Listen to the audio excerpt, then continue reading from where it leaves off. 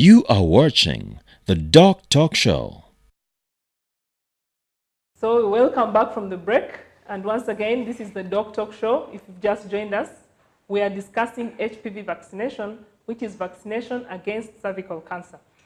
So we've learned that since November 2015, the Ministry of Health, the government of Uganda through the Ministry of Health introduced HPV vaccination in the routine immunization program, which means in the immunization program, like we have polio, like we have measles vaccine, like we have the one against diphtheria and all the other diseases. So, Immaculate, since 2015, 2016, take us through the process. I know that because I'm a vaccinologist, that for a vaccine to have maximum impact on an individual, you need to receive all the doses. We've said for HPV vaccination, a girl needs 2 doses of the vaccine. So how are you doing with reaching girls with the second dose of the vaccine, those who get the first dose to ensure they get the second dose? Yeah, thank you, Dr. Fiona. So much of our data is for 3 years. Okay. In 2016, for the second dose, so the problem is actually the dropout. Children are not completing their 2-dose schedule as recommended by the World Health Organization. So in 2016, we stood at 22%. Only 22% of the girls received the 2 doses. Only 22% of the 10-year-old girls in Uganda received 2 In doses. 2017, we improved to 40%. Okay. And we are now, as I speak, we are still around 70% for the second dose. So the challenge is that our girls are not actually achieving their immunity. Maximum protection, yes, with this vaccine, much as they still so get. The program might not attain the intended effect of this program despite the investments. So why are we not reaching these girls? Why are we not getting girls to come back for the second dose? So there are many issues. Some of them are within the health system. Okay. Some of them the community. Because immunization is a program for healthy people. Yeah. So by and large, the community has to demand, it has to be informed, and also to come and access the service, and also issues with the education and other stakeholders. So we conducted an evaluation following the introduction with support from WHO, and it showed gaps in issues of knowledge. There was lack of knowledge among the girls, their parents, and the teachers. Okay, the knowledge was low. Even amongst the health workers as well. So that was the major finding in that evaluation. So this is why we are here, to sensitize and provide information and remind the parents and the teachers, people that are responsible for this target age group, to have the information and be able to demand for the service. Government has by and large played its role. Yes, the vaccine provide the is vaccine. there. So the communities should actually go and consume this service. They should see the value of why are we giving this vaccination. So how has the Ministry of Health worked with the Ministry of Education to ensure that we get these girls vaccinated? So following that evaluation, in the introduction, we had not engaged the education sector meaningfully or really.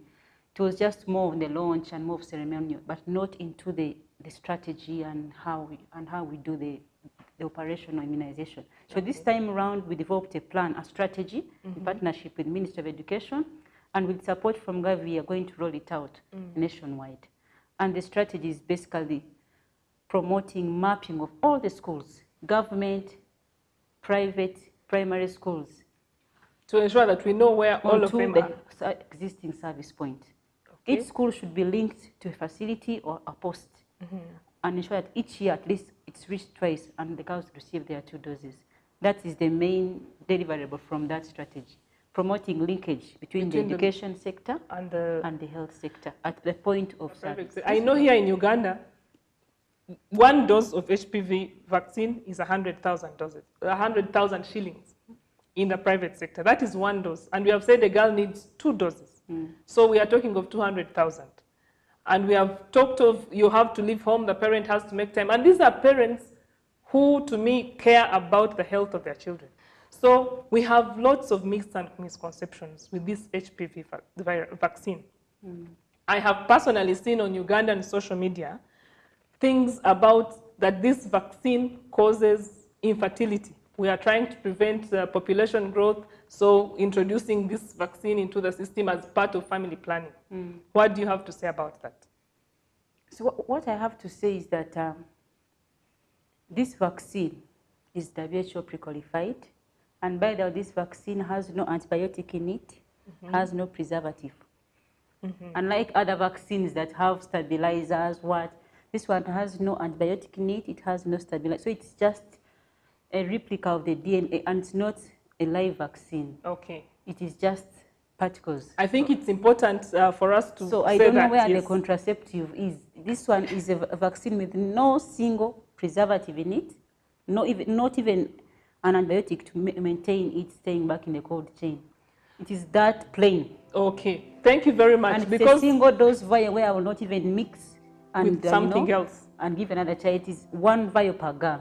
And I must mention that this vaccine is actually very safe with very minimal side effects. I know when you take children, these infants, sometimes they are vaccinated and get a high fever and parents have to give paracetamol, come back to the facility. But HPV vaccine has been found to be very safe with minimal side effects. But I want to reiterate what you have said. This is a vaccine that is not even mixed with anything. It's not a live vaccine. We have vaccines that we call live, that we get the disease, bring a milder form of the disease, and inject it so that the body can respond to it, so that in future it can remember it. But HPV vaccine, we have what you call the virus-like particles. They are not even live, they are not even the virus itself, but they've been constructed to mimic that the HPV virus, and that is what we use. But now this reminds me, so I'm a parent and I have a 10-year-old girl. Tell me, what should I do today? Take your girl to the nearby health facility and get information, and your girl vaccinated. You can even ask the head teacher, has any facility come and given our daughters vaccines? You know? And I think actually the parents should put the schools. Because we've worked with education now that it becomes a routine education activity. Even school inspectors should be able to ask and ensure it has been implemented in every school, and these schools should give reports to the districts on HPV vaccination. I have seen schools actually, which I was looking for a school for my children recently, which insisted that your daughter is aged 10. Where is her HPV vaccination card? Said, you first vaccinate her and then bring her. We do not want to admit girls, children who have not been vaccinated. And I thought that was very important. That is a school that takes into play, they take into account the future of the children that they are going to look at. So as we wind up this show, what take-home messages should we ensure that everyone out there who's watching this show should have? I can just tell them that cancer of the cervix is a reality in Uganda, and it can be prevented with simple measures. One of them is abstinence among the young girls, being faithful in adults, and screening. Let's go for early detection of these precancerous situations so they can be cured. Okay, that is the simple measures. And let's have our 10-year-old girls be fully immunized with the 2 doses at a 6-month interval at the health facility or post. Even the parents, you should demand and ensure vaccination is arranged at the school with the facility to have the next generation of women protected against this deadly disease. I can't say more than that. Thank you very much, Immaculate. And it is important that parents out there, please take your girls for immunization. These teachers and schools which lie that parents are not accepting. Personally, I've never received a letter from any school telling me that my daughter will be vaccinated. So also stop lying to the masses that parents have not accepted, because you have not reached out to the parents. You are watching the DocTalk Show.